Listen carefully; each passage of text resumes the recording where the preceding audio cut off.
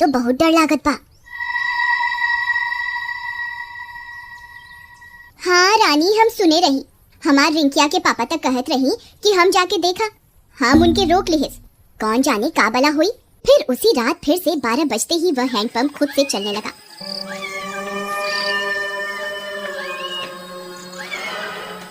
सभी गांव वाले सुन रहे थे पर किसी की हिम्मत नहीं हुई कि जाकर देखे।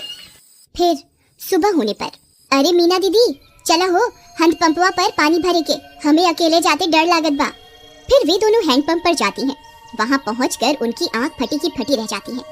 वहां किसी के पैर का निशान होता है जो इंसानी पैर से दुगने साइज का होता है।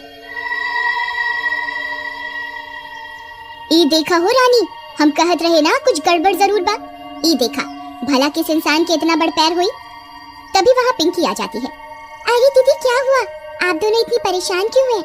ई देखो बहन, इतना बड़का पैर, लागत है कौनो शैतान ई हैंडपंपवा पे आया रहा।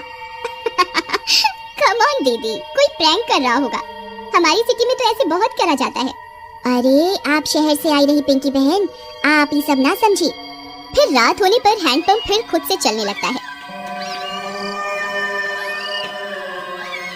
मम्मी मैं जा रही हूँ हैंडपंप के पास, मैं अभी सबक सिखाती हूँ इस नमूने को। फिर जैसे ही पिंकी वहाँ पहुँचती है वह दंग रह जाती है। वहाँ 2 सिर की एक चुड़ैल हैंडपंप चला रही होती है। पिंकी के पसीने छूट जाते हैं। आ गई, बहुत इंतजार कराया तुम गांव वालों ने। 2 दिन से कोई खोपड़ी खाने को नहीं मिली। मेरा तो सिर ही दर्द हो गया। फिर तो चुड़ैल जी, मैं तो पास के शहर में पढ़ती हूँ, इस गांव में घूमने आई हूँ। पर चुड़ैल उसकी विनती नहीं सुनती और उसकी खोपड़ी खा जाती है। फिर अगली सुबह, अरे मीना बहन देखा तो, आज तो यहाँ खून भी पड़ा बा, कौनो अनहोनी हो गई लागत बा। तभी पिंकी की माँ वहाँ आ जाती है। अरे कल रात से मेरी पिंकी घर नहीं आई, वो रात इस नल पर आई थी। हाँ, ये खून कैसा पड़ा है, कहीं ये मेरी पिंकी का तो नहीं।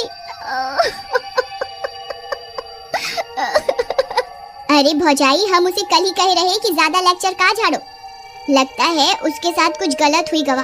थोड़ी देर में झाड़ियों में उन्हें पिंकी की सिर कटी लाश दिखती है। यह बात पूरे गांव में फैल जाती है। सब फैसला करते हैं कि अब से इस हैंडपंप पर कोई नहीं आएगा। फिर रात होने पर वह चुड़ैल फिर से हैंडपंप पर आकर उसे चलाने लगती है, पर कोई नहीं आता। लगता है गांव वाले चालाक बन रहे हैं। इनको किसी और तरकीब से बुलाना होगा, नहीं तो हम भूखी मर जाएंगी। हाँ पर करें क्या? रुक जा मेरे जुड़वा सिर, अभी तुझे किसी खोपड़ी का स्वाद चखवाती हूँ। फिर वह चुड़ैल पिंकी के घर के पास पहुंच जाती है। वहां जाकर चुड़ैल पिंकी की आवाज में उसकी माँ को आवाज देती है। मम्मी मम्मी दरवाजा खोलो मम्मी। मम्मी। पिंकी की आवाज सुन उसकी माँ झट से दरवाजा खोलती है। वह बाहर चुड़ैल को देख पिंकी की माँ कांपने लगती है। पिंकी ये तुझे क्या हुआ? चुड़ैल की एक खोपड़ी अपनी लंबी जीभ से पिंकी की माँ को जकड़ लेती है। मैं कोई पिंकी विंकी नहीं, तेरी पिंकी तो कब की हजम भी हो गई होगी। अब तू मेरा खाना बनेगी मूर्ख औरत। फिर चुड़ैल उसकी खोपड़ी काट कर निकाल लेती है और उसे खा जाती है।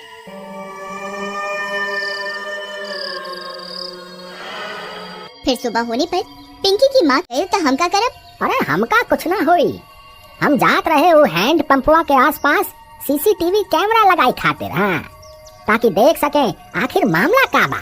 फिर वह गांव की कई दीवारों पर सीसीटीवी कैमरा लगा देता है। रात होने पर वह चुड़ैल वापस आती है। वह थोड़ी देर हैंडपंप चलाती है पर कोई नहीं आता। वह गांव में पिंकी और उसकी माँ की आवाज निकालकर सबको बुलाती है पर कोई नहीं आता। लगता है गांव वाले बहुत होशियार हो गए हैं, कुछ करना पड़ेगा।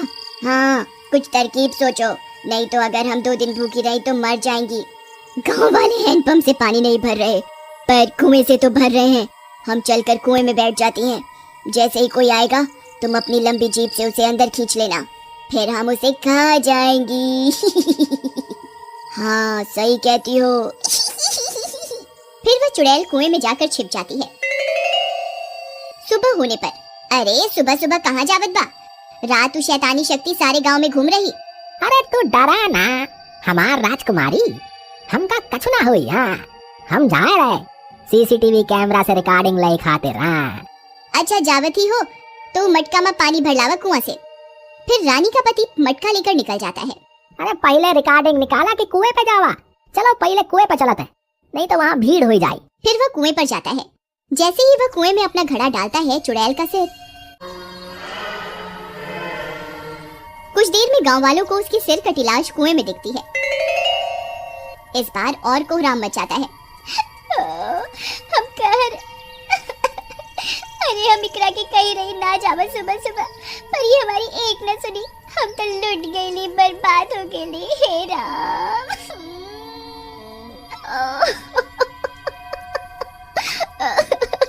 पर तुहार पति सुबह सुबह आया क्या करने रहा? फिर रानी ने बताया कि उसके पति ने सीसीटीवी कैमरे लगाए थे गांव में, जिससे यह पता चल सके कि आखिर मामला क्या है। फिर वे सब गांव वाले सीसीटीवी कैमरे से रिकॉर्डिंग निकालते हैं, टीवी पर चलाते हैं और चुड़ैल का सारा सच उनके सामने आ जाता है। वे यह भी सुन लेते हैं कि अगर वे चुड़ैल 2 दिन भूखी रही तो मर जाएंगी। गाँव वालों, हमारे सामने एक बहुत खतरनाक दुश्मन है। इसे हराने के लिए हमें बस ये करना है कि हम 3 दिन तक अपने घरों में कैद रहें, नहीं तो ये 2 मुंडी वाली चुड़ैल कई और लोगों को अपना शिकार बना लेगी। मैं गांव में 3 दिन के लॉकडाउन का ऐलान करता हूँ।